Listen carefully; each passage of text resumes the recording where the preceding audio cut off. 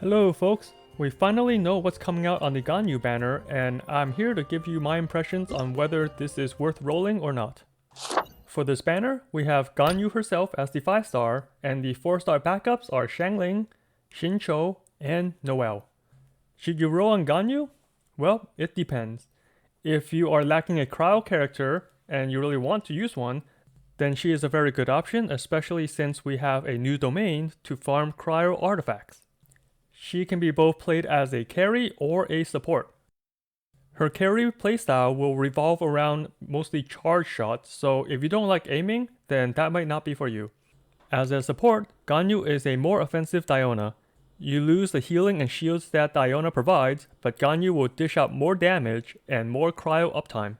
Her ult does continuous cryo damage throughout the 15-second duration, and her taunt behaves like Amber's Baron Bunny. She'll give you more chances to provide cryo for reactions, but you lose the shield and heals.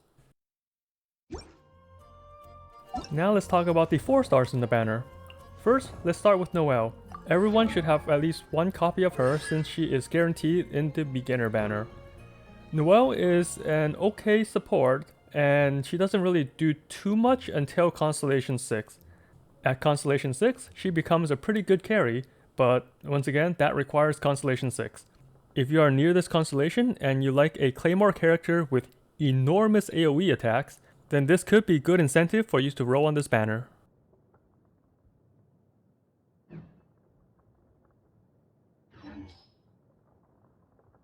The next 4-star is Xiangling. Once again, everyone should have at least one copy of her since she is given for free after clearing Abyss Floor 3. She is also currently in the monthly Star Glitter shop. Her best power spike constellation will be Constellation 4. This will buff her as both a carry and a support. Her Constellation 6 is very good if you have a Diluc or Klee as your main carry, but not as good if you use Xiangling or a non-pyro as your main carry. Most of her damage as a main carry comes from physical, and this constellation won't really help her too much. If you use Xiangling a lot, then Constellation 4 is very nice to have. The last 4-star is Xingqiu, and I think he's the best 4-star in this banner. Everyone should have at least one copy of him solely for his passive. The passive bonus lets you have a chance to refund materials when crafting talent books, and this will save you a lot of materials in the long run. For combat, Xingqiu is also a very strong support.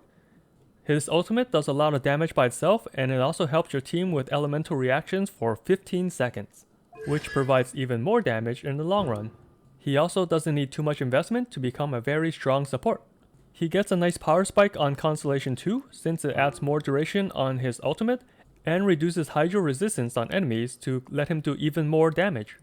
His Constellation 4 gives him a little more strength on his E, but it doesn't help too much since you probably won't use his E more than once after ulting. His Constellation 6 is nice to have, but not necessary. Primarily, it helps you get energy back for his ultimate faster. So, will I roll on this banner? Well, for this account, as you can see, I don't have a 5-star yet.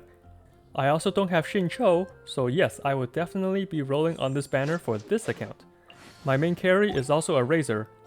Since I don't have a Diona, having Ganyu to provide superconduct reactions will greatly increase the damage on my team.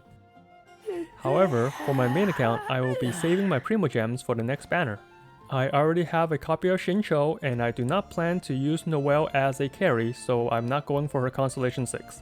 To summarize, if the 4 stars will help you a lot, such as having your first copy of Xingqiu or having a Constellation 6 Noelle, then definitely pull on this banner.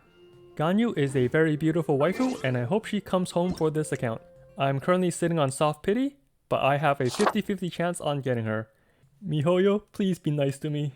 And as always, have fun out there, traveler. As a free-to-play, I also don't recommend pulling on the weapon banner since it's never worth it. It's better to have more characters and diverse options for a team than a weapon.